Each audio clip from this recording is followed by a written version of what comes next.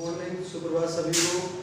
देखिए आज आपका अध्याय 5 का लास्ट टॉपिक रैखिक समीकरणों के हल। तो सबसे पहली बात तो ये है, आप इसको ऐसे बोल सकते हैं रैखिक निकाय का हल। क्या? रैखिक निकाय का हल। रैखिक निकाय, आप रैखिक समीकरणों को क्या बोल सकते हो? रैखिक निकाय। रैखिक निकाय का मतलब क्या होता है? रैखिक निकाय या रैखिक समीकरण, जब दो या दो से अधिक समीकरणों को एक साथ रख लिखा जाता है। जब दो या दो से अधिक समीकरणों को एक साथ लिख दें तो इस प्रकार का जो सिस्टम है क्या कहलाता है? रैखिक निकाय। जब दो या दो से अधिक समीकरण एक साथ सॉल्व करते हैं तो उस सिस्टम को क्या बोलते हैं? रैखिक निकाय। तो इस अध्याय में आपको रैखिक निकाय का दो तरीके से सॉल्यूशन दिया हुआ है। पहला है आपका क्रैमर नियम से। कौन सा है? क्रैमर नियम से। और दूसरा सॉल्यूशन है आपका आव्यूह सिद्धांत से। आव्यूह सिद्धांत से। तो आप रैखिक निकाय को क्रैमर नियम से सॉल्व कर सकते हो और आव्यूह सिद्धांत से भी सॉल्व कर सकते हैं। तो सबसे पहले बात करेंगे हम क्रैमर नियम से रैखिक समीकरणों का हल। तो टॉपिक डाल लीजिए क्रैमर नियम से रैखिक निकाय का हल। और एक बात और, रैखिक का होता है समीकरणों में जो चर की जो घात होती है, जो भी चर है आपके, उसकी घात कितनी रहेगी? एक। जब आपको रैखिक निकाय दी हुई है तो जो समीकरण है उसमें चर की अधिकतम घात कितनी रहेगी? एक रहेगी।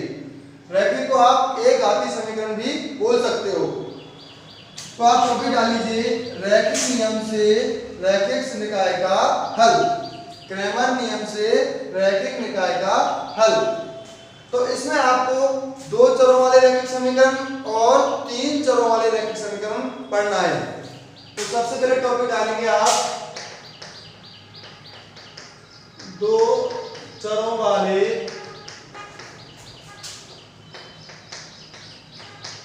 रैखिक समीकरणों का हल।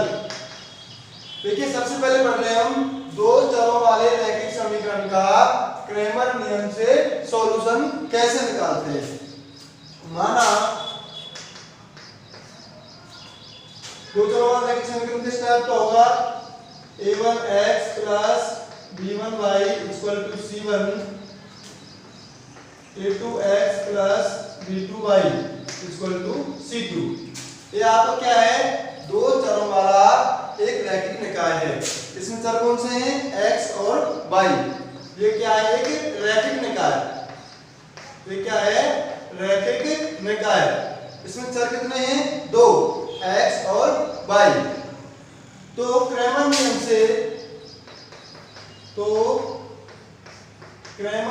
से यहाँ x बराबर होता है डेल्टा 1 बटे डेल्टा के तथा y बराबर होता है डेल्टा 2 बटे डेल्टा के।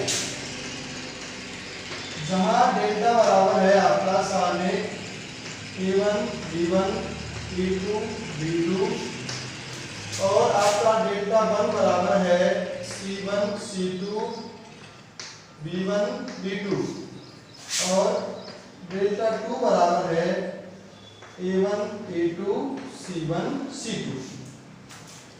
दोबारा से देखिए, यदि आपको क्या है? दो चरों वाले रैखिक समीकरण दिया हुआ है तो क्रैमर नियम से आप बोल सकते हो x बराबर होता है डेल्टा 1 बटे डेल्टा तथा y बराबर होता है डेल्टा 2 बटे डेल्टा। जहां जो डेल्टा है वो क्या है? x और y के गुणांकों से जो सारिक मिल रही है वो क्या है? डेल्टा। और जब आप x निकाल रहे हो, क्या निकाल रहे हो? डेल्टा 1 है वो x के गुणांकों को किससे रिप्लेस कर देंगे? यहां से अचर पदों से c1 और c2 से। और डेल्टा 2 में इसके लिए क्या रख देंगे आपको? c1 c2। क्लियर है? तो जब आप क्रैमर नियम से दो चरों वाली रैखिक समीकरण का क्या निकालेंगे, हल, तो x बराबर होता है डेल्टा 1 बटे डेल्टा और y बराबर होता है डेल्टा 2 बटे डेल्टा, जहां डेल्टा बराबर होता है a1 b1 a2 b2। ये क्या है, x और y के गुणांकों से बनने वाली सारणी। डेल्टा 1 जब आप c1 को चेंज करेंगे, आप जब इन प्रथम स्तंभ को इस अचर पर से रिप्लेस कर देंगे c1 और c2 से। डेल्टा 2 बराबर होता है आपका, आप क्या करेंगे c2 को चेंज करेंगे इस अचर कांस्टेंट से c1 और c2 से।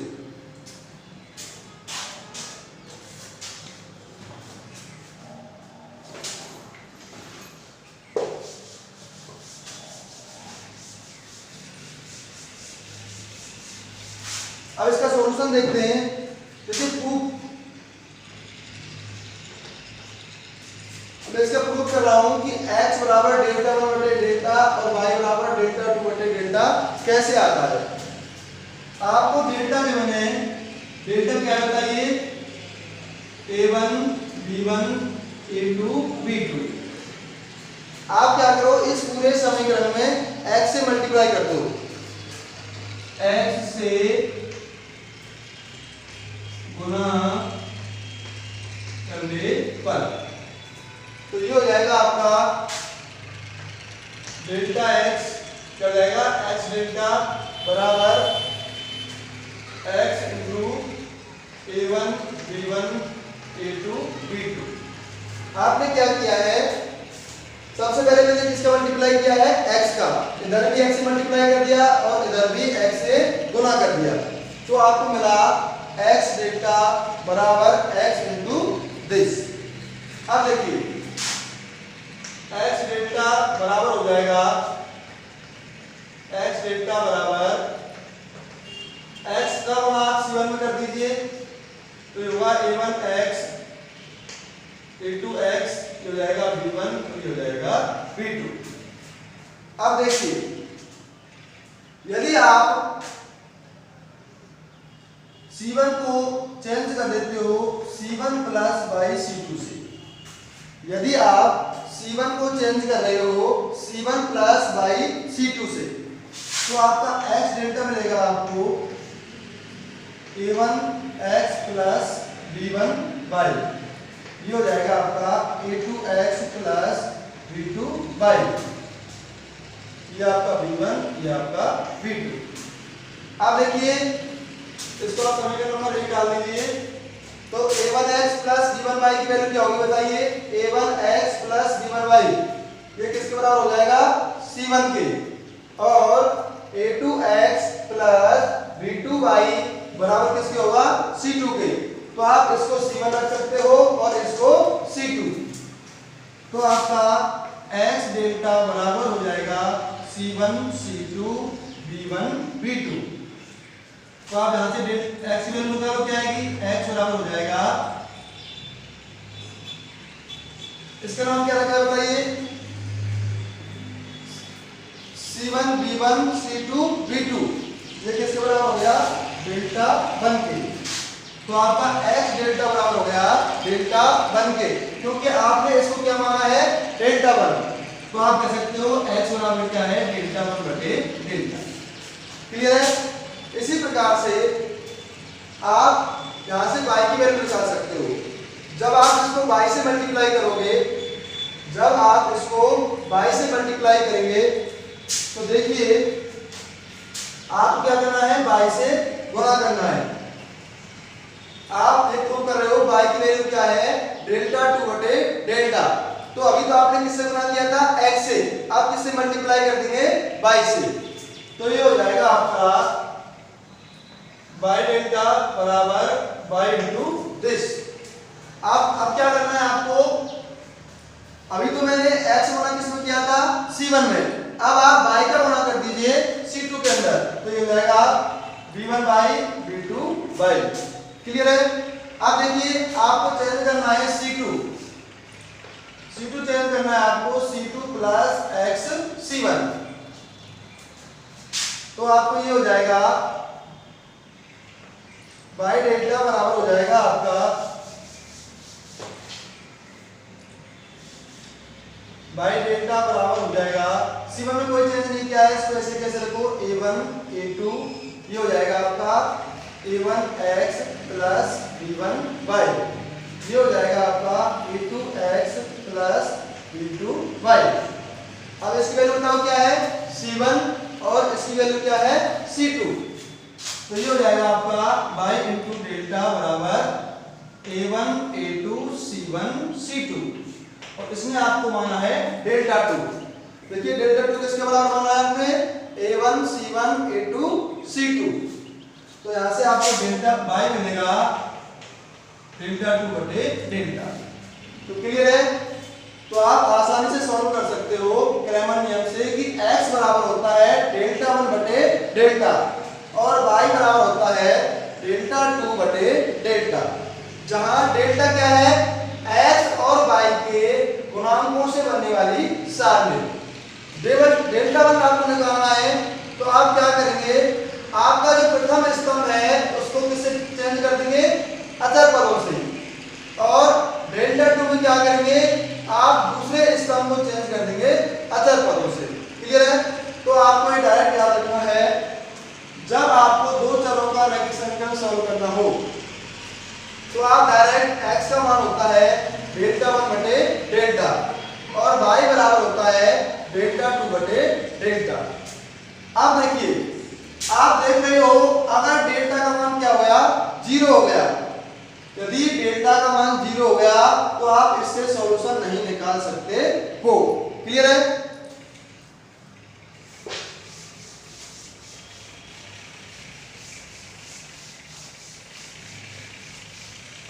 देखिए आपने 10th क्लास के अंदर और पढ़ा होगा, नोट के अंदर नोट में लिखेंगे आपको आप 10th क्लास में पढ़ चुके हो पहले ही, यदि A1 बटे A2 is not equal to B1 बटे B2, यदि आपको ये दो रैखिक समीकरण दी हुई हैं A1x प्लस B1y बराबर C1, A2x प्लस B2y बराबर C2, इसमें यदि A1 बटे A2 is not equal to B1 बटे B2 तो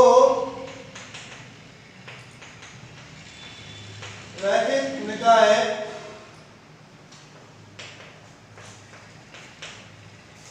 कैसी होगी, संगत होगी प्लस हल कैसा होगा अद्वितीय होगा, अद्वितीय हल।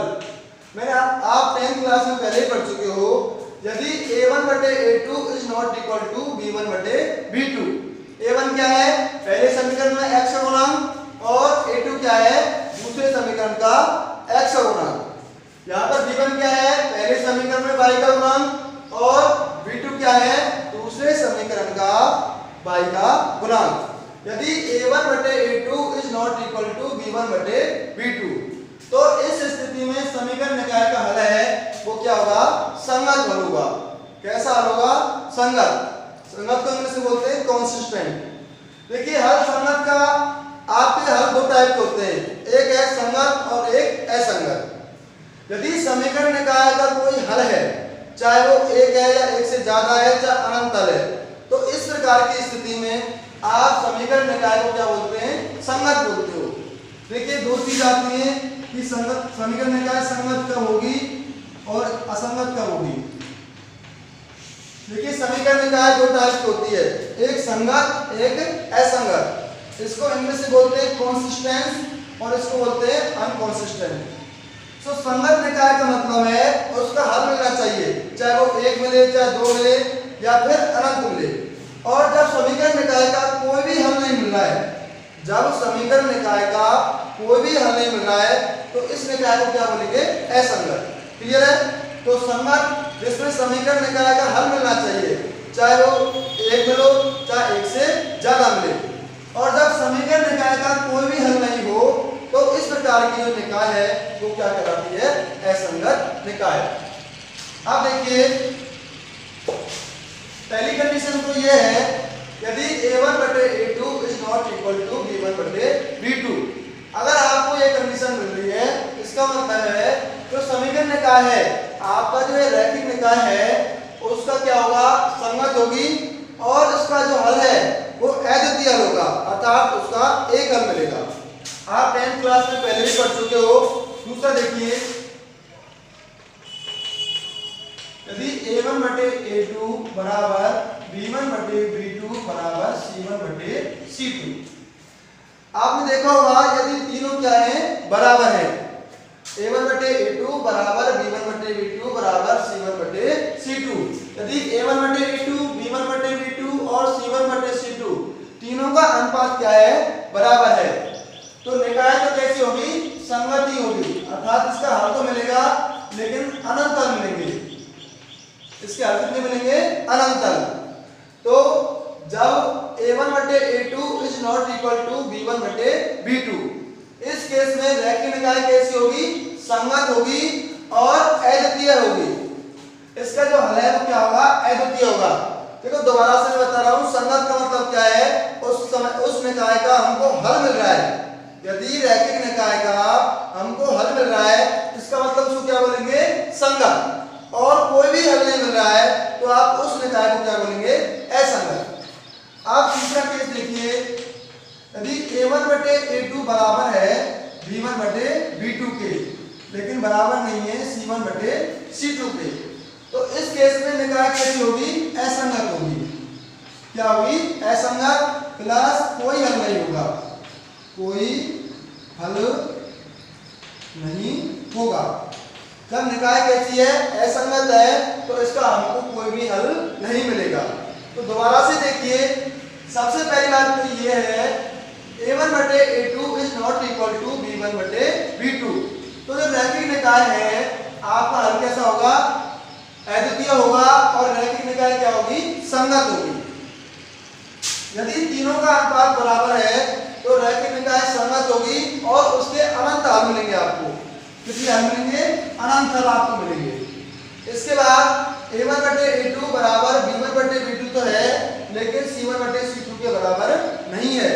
तो इस प्रकार की निकाय क्या कहलाती है, असंगत, अर्थात इसका कोई भी हल नहीं मिलेगा।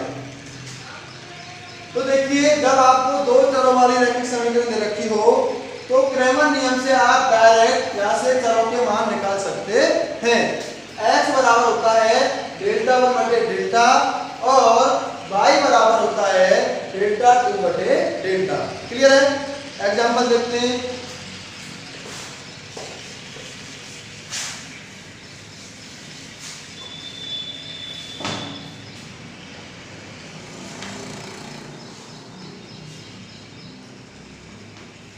देखिए एग्जांपल करते हैं इसका एक।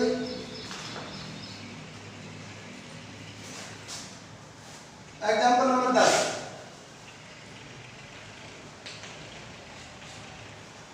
निम्न समीकरण निकाय कैसे हैं, यदि हल संभव है तो क्रैमर नियम से इसको हल करिए।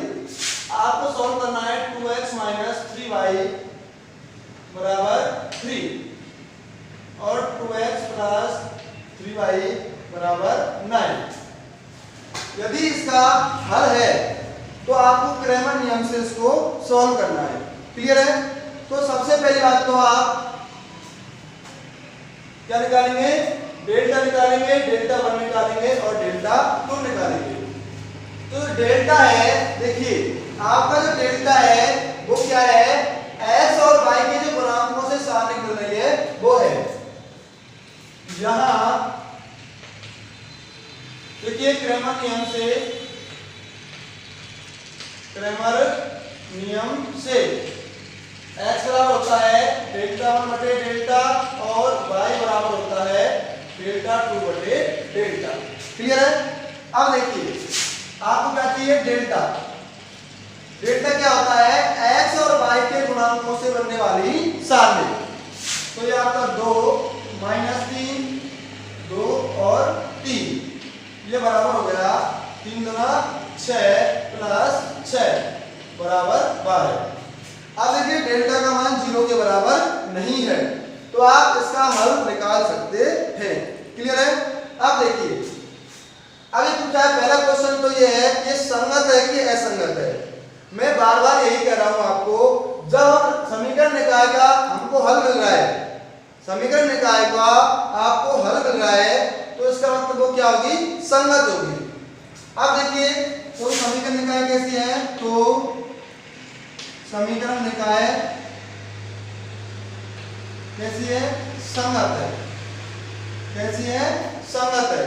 क्लियर है। अब देखिए अब आपको डेल्टा वन निकालना है। डेल्टा वन, जब आप डेल्टा वन निकालेंगे तो आप क्या करेंगे, डेल्टा में पहली पंक्ति के स्थान पर, सॉरी पहले स्तंभ के स्थान पर आप क्या रखेंगे, अचर पदों को रखेंगे। देखिए 3 9, इसमें कोई चेंज नहीं करेंगे, -3 और 3। जब आप डेल्टा टू की वैल्यू निकालेंगे तो आप क्या करेंगे, C2 में जब आप डेल्टा वन निकाल रहे हो, क्या निकाल रहे हो, डेल्टा वन, तो आप C1 में क्या करेंगे, इस C1 की जगह पे आप ये कांस्टेंट रखेंगे। उसके बाद जब आप डेल्टा टू निकाल रहे हैं तो C1 को ऐसे कैसे रखिए और C2 की जगह पे आपको ये रखना है 3 और 9। आप दोनों ही पता है आपको। देखिए डेल्टा वन क्या आता है, C1 V1, C1 क्या है यहाँ पर 3, V1 क्या है -3, उसके बाद C2 V2, तो 9 3। यहाँ से भी देख सकते हैं। और याद रखने का तरीका है, सबसे पहले तो डेल्टा निकालिए, और डेल्टा क्या होता है, x और y से निर्मित सारणी। इसका मान हो गया 12।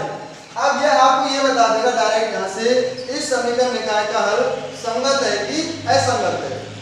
यदि इसका मान क्या हो गया, 0 नहीं है, तो आप डायरेक्ट कह सकते हो समीकरण निकाय कैसी है, संगत है। और संगत हल है, इसका मतलब हमको कोई हल मिलेगा। अब वो हल क्या है, डेल्टा वन बराबर हो गया आपका 3 9 -3 3, और डेल्टा टू बराबर हो गया 2 2 3 9। तो डेल्टा वन आपका बराबर है 9 + 27, इसका मतलब क्या हो गया 36, और डेल्टा टू बराबर हो गया आपका 18 - 6 बराबर 12। तो x बराबर क्या हो गया, डेल्टा वन बटे डेल्टा, डेल्टा वन कितना है 36 बटे डेल्टा 12, तो ये हो गया आपका 3। y बराबर क्या होता है, डेल्टा टू बटे डेल्टा, डेल्टा टू की वैल्यू क्या है 12 बटे डेल्टा की वैल्यू क्या है 12, तो ये हो गया आपको 1। तो x की वैल्यू क्या है 3 और y की वैल्यू आ गई 1। क्लियर है। तो आप दो चरों वाले रैखिक समीकरणों को आसानी से सॉल्व कर सकते हैं। तो x बराबर होता है डेल्टा वन बटे डेल्टा के, तथा y बराबर होता है डेल्टा टू बटे डेल्टा के। ये आपको विशेष याद रखना है कि डेल्टा क्या है, डेल्टा वन क्या है और डेल्टा टू क्या है। तो देखिए जो ये डेल्टा है ये क्या है, x और y के गुणांकों से बनने वाली सारणी। अब जब आप डेल्टा वन निकालेंगे, क्या निकालेंगे, डेल्टा वन, तो आप क्या करेंगे, जो पहला स्तंभ है, जो डेल्टा का पहला स्तंभ है, उसमें क्या रखेंगे, कांस्टेंट वाले पद C1 C2। और जब आप डेल्टा टू निकालेंगे तो आप दूसरे स्तंभ को चेंज कर देंगे C1 और C2 से। क्लियर है। देखिए आपने देखा था डेल्टा वन निकालने के लिए आपने देखो पहले स्तंभ को चेंज किया था 3 और 9 से, और डेल्टा टू निकालने के लिए आपने दूसरे स्तंभ को चेंज किया है 3 और 9 से। जब आप डेल्टा वन निकाल रहे हैं तो डेल्टा में देखिए आप दूसरे स्तंभ में कोई चेंज नहीं करेंगे, और जब आप डेल्टा टू निकाल रहे हैं तो पहले स्तंभ में कोई चेंज नहीं करेंगे। क्लियर है। अब देखिए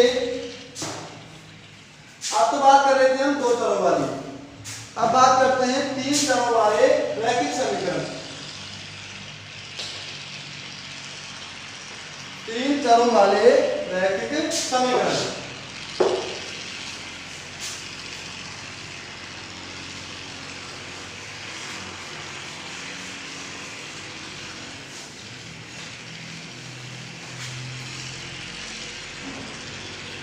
देखिए हम 3 चरों वाले रैखिक समीकरणों का क्रैमर नियम से सॉल्यूशन लिखेंगे। अभी तक तो देखा था हमने दो चरों वाले रैखिक समीकरण का क्रैमर नियम से सॉल्यूशन। अब बात कर रहा हूं मैं तीन चरों वाले रैखिक समीकरण का क्रैमर नियम से सॉल्यूशन। मान लीजिए a1x plus b1y plus c1z बराबर d1 प्लस c2z बराबर d2, a3x plus b3y plus c3z बराबर d3। ये आपकी कोई क्या है, तीन चरों वाली रैखिक निकाय। देखिए मैं पहले ही बता चुका हूं, जब दो या दो से अधिक समीकरणों को एक साथ रख दिया जाता है तो उस सिस्टम को आप क्या बोलते हैं, रैखिक निकाय। रैखिक निकाय में क्या होता है, विशेषता बात ये भी है कि x और y और z अर्थात जो चर हैं उनकी अधिकतम बात की रहती है, एक रहती है। पहली बात। अब देखिए वैसे तो रैखिक निकाय दो टाइप की होती है, समीकरण निकाय दो टाइप की होती है, एक होमोजेनियस और एक नॉन होमोजेनियस, समघाती और विषमघाती। समघाती में क्या होता है, जो आपके कांस्टेंट हैं उनका मान क्या रहता है, 0, और विषमघाती में इनका कम से कम एक का मान 0 नहीं होगा। क्लियर है? तो आप पढ़ रहे हो विषमघाती समीकरणों का क्रैमर नियम से सॉल्यूशन।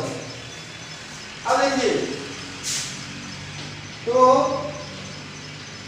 क्रैमर नियम से x बराबर होगा डेल्टा 1 बटे डेल्टा के, y बराबर होगा डेल्टा 2 बटे डेल्टा के, और z बराबर होगा डेल्टा 3 बटे डेल्टा के। देखिए जिस टाइप से आपने दो चरों के रैखिक समीकरणों को सॉल्व किया था, इसी टाइप से आप क्रैमर नियम से x होता है डेल्टा 1 बटे डेल्टा, y बराबर होता है डेल्टा 2 बटे डेल्टा, और z बराबर होता है डेल्टा 3 बटे डेल्टा। जहां आपका जो डेल्टा है, डेल्टा होगा, पहले तो x और y करते, अब क्या है x y और z, तो x y z के गुणांकों से बनने वाली सारणी बताओ कौन सी है, a1 b1 c1, a2 b2 c2, a3 b3 और c3। क्लियर है? अब देखिए जब आप डेल्टा 1 निकाल रहे थे, जब आप डेल्टा 1 निकाल रहे थे तो आप क्या कर रहे थे बताइए, जब आप डेल्टा 1 निकाल रहे थे तो आप पहले स्तंभ को, जब आप देखिए इधर देखिए, जब आपने इसमें डेल्टा 1 निकाला है तो आपने पहले स्तंभ को चेंज किया है किससे, इन अचरों से। जो समीकरण के बाद वाले अचर हैं, आप डेल्टा 1 निकाल रहे हो तो पहले स्तंभ को चेंज करेंगे, डेल्टा 2 निकाल रहे हो तो इसके दूसरे स्तंभ को चेंज करेंगे, और यदि आप डेल्टा 3 निकाल रहे हो तो आप इसके तीसरे स्तंभ को चेंज करेंगे, और चेंज करना है आपको बाद वाले अचरों से।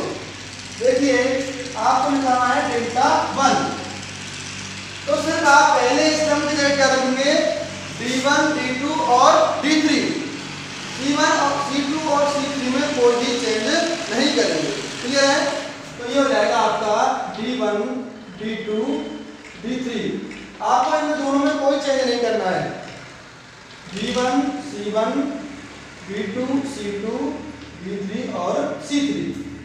इसी प्रकार से यदि आपको क्या निकालना है, डेल्टा 2, तो देखिए आप पहले स्तंभ और तीसरे स्तंभ में कोई चेंज नहीं करेंगे, दूसरे स्तंभ की जगह आप क्या रखेंगे, d1 d2 d3, तो आप क्या रखेंगे, a1 a2 a3 c1 c2 c3 b1 b2 और b3। आप डेल्टा 1 निकाल रहे हो तो आप पहले स्तंभ की जगह, डेल्टा में पहले स्तंभ की जगह क्या रखेंगे, d1 d2 और d3। जब आप डेल्टा 2 निकाल रहे हो तो आप क्या करेंगे, दूसरे स्तंभ को रिप्लेस करेंगे d1 d2 d3 से। इसी प्रकार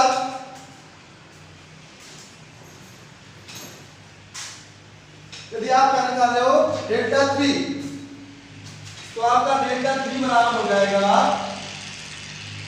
a1 b1 b1 a2 b2 b2 a3 b3 b3। Clear है? तो आप तीसरे स्तंभ को चेंज करेंगे D1 D2 D3 से। क्लियर है? तो आपको डेल्टा 1 निकालना है तो आप C1 को चेंज कर देंगे, डेल्टा 2 निकालना है तो आप C2 को चेंज कर देंगे, और डेल्टा 3 निकालना है तो आप तीसरे स्तंभ को चेंज कर देंगे, और चेंज करना है आपको D1 D2 D3 से। इसका प्रूफ देखिए,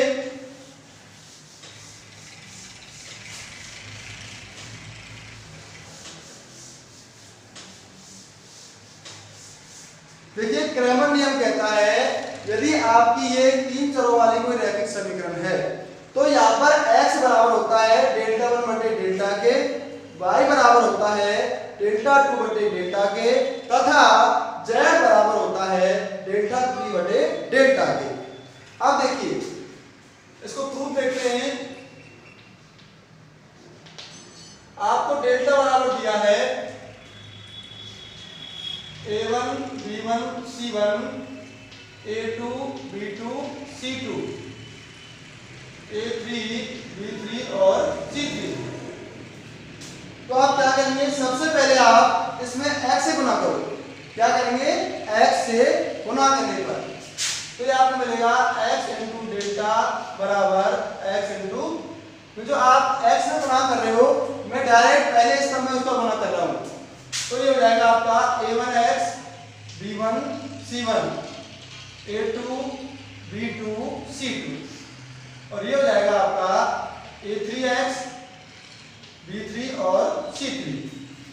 अब देखिए, आप इधर देखिए, आपको लेके आना है x बराबर डेल्टा 1 बटे डेल्टा, और डेल्टा 1 में आपका प्रथम स्तंभ क्या है, D1 D2 और D3। आप समीकरण नंबर 1 में देख रहे हो D1 की जो वैल्यू है क्या है, A1x plus B1y plus C1z।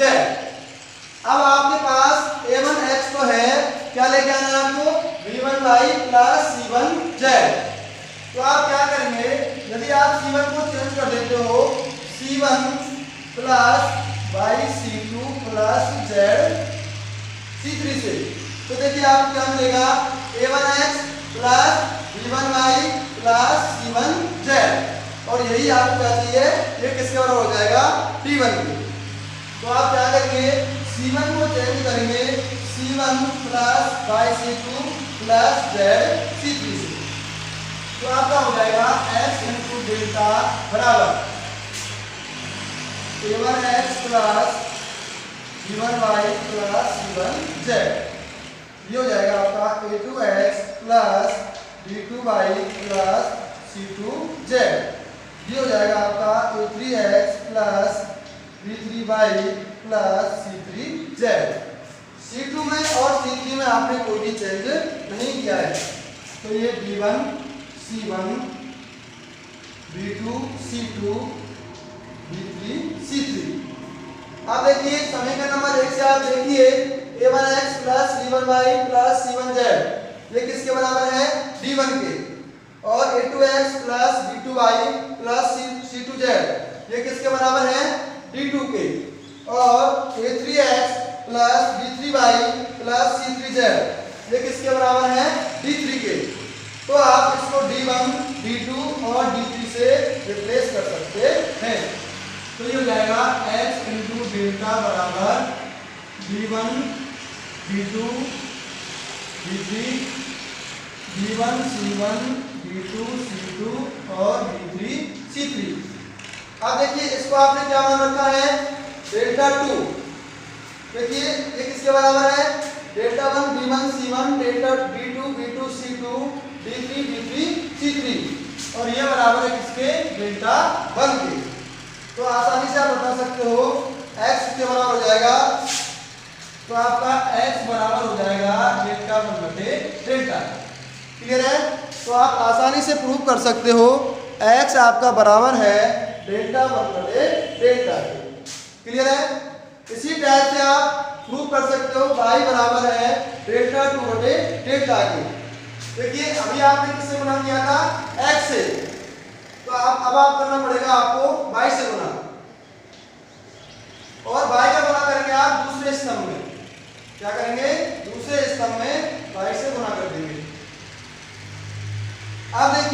आपको दूसरा स्तंभ बनाना है। क्या बनाना है बताइए? D1 D2 और D3। दूसरा स्तंभ क्या बनाना है? D1 D2 और D3। अब बताइए क्या करेंगे आप?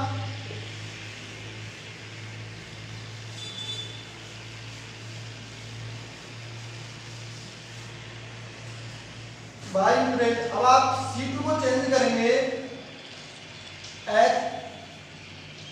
C2 plus x C1 plus z C3 से। यदि आप C2 को चेंज करते हैं C2 plus x C1 plus z C3 से, तो देखिए ये हो जाएगा आपका A1x plus B1y plus C1z, और वो किसके बराबर है? D1 के। तो देखिए इसको ऐसे क्या रहने दीजिए, A1 A2 A3, ये हो जाएगा आपका A1x plus B1y plus C1z, ये हो जाएगा A2x plus B2y plus C2z, और ये हो जाएगा A3x plus B3y plus C3z, C1 C2 और C3। आपने C2 को चेंज किया है C2 plus x C1 plus z C3 से, तो आपका C2 चेंज हो गया A1x plus B1y plus C1z, A1 A2 A3, ये किसके बराबर बताइए? D1 D2 D3 के। समीकरण नंबर 1 से ये देख रहे हो, ये D1 के बराबर है, ये किसके बराबर है? D2 के, और ये बराबर है D3 के। तो ये बराबर हो गया D1 D2 D3, C1 C2 और C3। तो यहां से आप बता सकते हो भाई किसके बराबर है। देखिए आप इसको क्या माना है आपने? डेल्टा 2।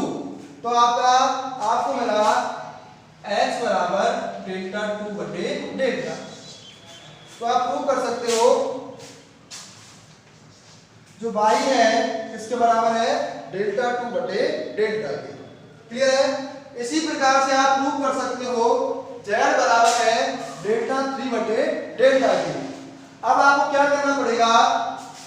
आप किससे मल्टीप्लाई करेंगे? z से। आपको किससे मल्टीप्लाई करना है?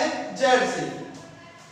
जब आप इसमें जो मल्टीप्लाई करूंगा मैं, वो करूंगा C3 से, तो ये जाएगा C1z C2z और C3z। देखिए मेरा गोल क्या है, मैं इसको क्या बनाना चाह रहा हूं? डेल्टा 3।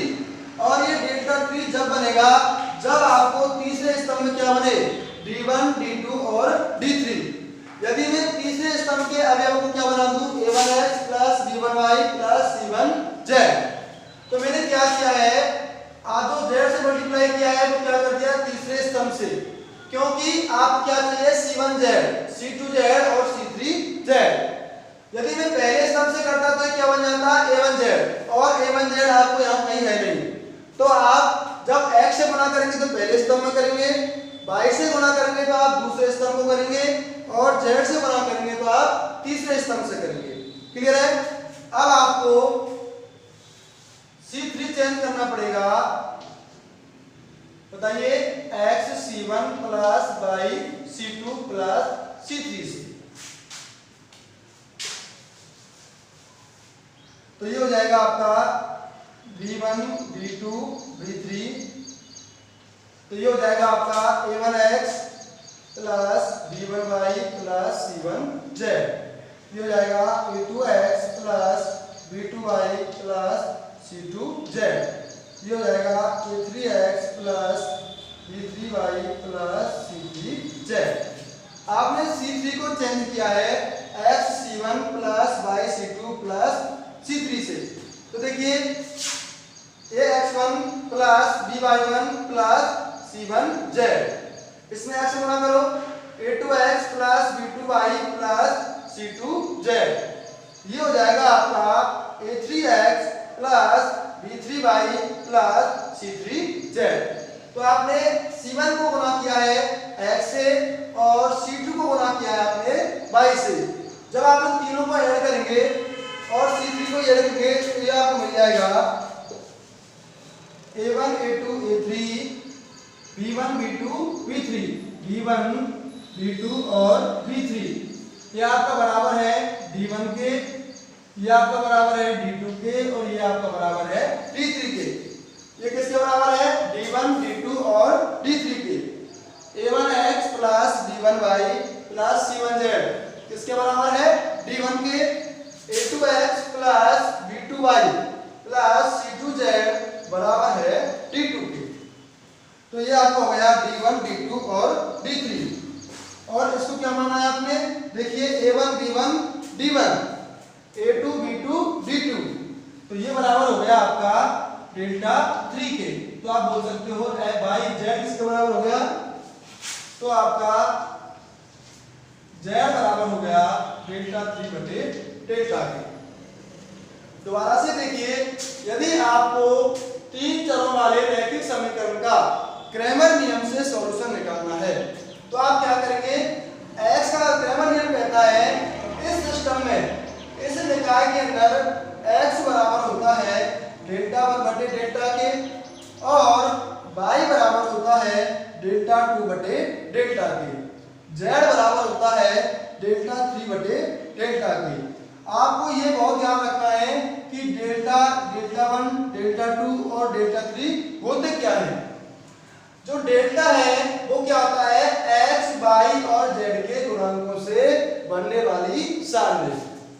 जब आपको डेल्टा 1 निकालना है तो आप पहले स्तंभ को, डेल्टा के पहले स्तंभ को चेंज करेंगे D1 D2 और D3 से। और डेल्टा 2 में क्या करेंगे? आप डेल्टा के दूसरे स्तंभ को चेंज कर देंगे D1 D2 और D3 से। जब आप डेल्टा 3 निकालेंगे तो आप डेल्टा के तीसरे स्तंभ को चेंज करेंगे D1 D2 और D3 से। क्लियर है? अब इसमें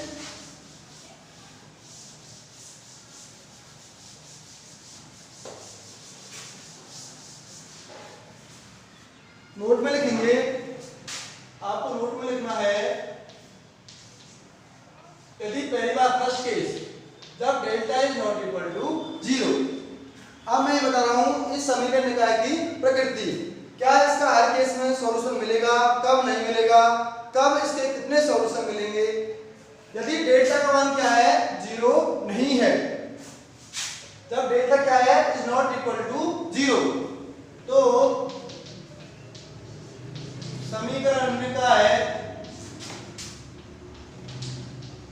संगत एवं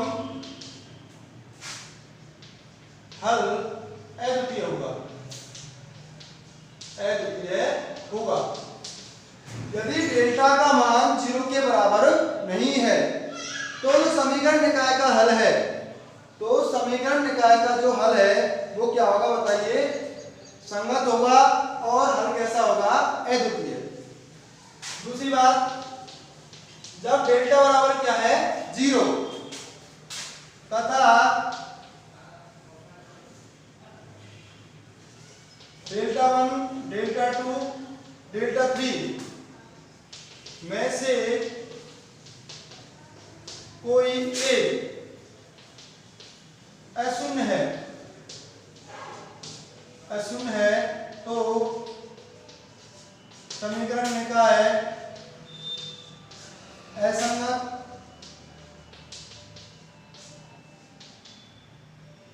एवं कोई हल नहीं होगा। यदि डेल्टा का मान क्या आ गया? 0 आ गया। यदि आपने जो डेल्टा निकाला है उसका मान क्या आ गया? 0 आ गया, तो आप कह सकते हो और डेल्टा 1 डेल्टा 2 और डेल्टा 3, डेल्टा 1 डेल्टा 2 और डेल्टा 3 में से भी यदि कोई अशून्य है, कोई भी एक अशून्य है, चाहे डेल्टा 1 अशून्य हो, चाहे डेल्टा 2 अशून्य हो, डेल्टा 3 अशून्य हो। अशून्य का मतलब है इसका मान, किसी एक का मान 0 नहीं है। यदि डेल्टा 1 डेल्टा 2 और डेल्टा 3 इन तीनों में से किसी एक का मान 0 नहीं है तो समीकरण जो निकाय है वो क्या होगी? असंगत होगी, अर्थात अनकंसिस्टेंट होगी। असंगत हल है, इसका मतलब उसका हमें कोई भी हल नहीं मिलेगा। क्लियर है? अब देखिए तीसरी कंडीशन, जब डेल्टा बराबर तो क्या है 0 और डेल्टा 1 बराबर 0, डेल्टा 2 बराबर 0 और डेल्टा 3 बराबर 0, अर्थात डेल्टा 1 भी 0 है, डेल्टा 2 भी 0 है और डेल्टा 3 भी 0 है। तो समीकरण निकाय, तो समीकरण निकाय संगत भी हो सकती है, संगत भी हो सकती है और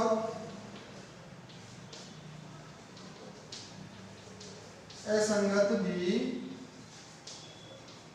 हो सकती है। यदि डेल्टा 1, डेल्टा 2 और डेल्टा 3 चारों के मान क्या आ जाए 0, तो समीकरण में जो निकाय है उसका हल हो भी सकता है और नहीं भी हो सकता। तो यदि समीकरण निकाय कैसी है, संगत है, कैसी है, संगत है, यदि समीकरण निकाय कैसी है, संगत है, यदि समीकरण निकाय संगत है तो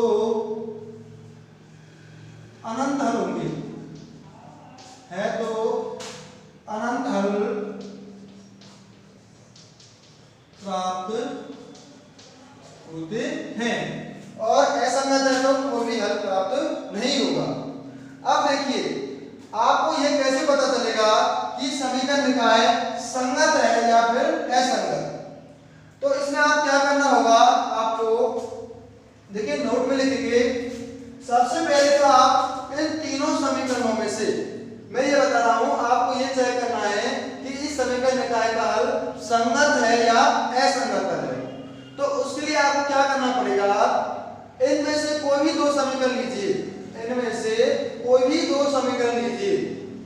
तो क्या करेंगे, यहां से आप x और y का मान z की टर्म में प्राप्त करिए। आप x और y का मान किसके पदों में निकालेंगे, z के पदों में निकालेंगे। या फिर आप x और z का मान किसके पदों में निकाल सकते हो, y के पदों में। या फिर आप y और z का मान आप निकाल सकते हो x के पदों में।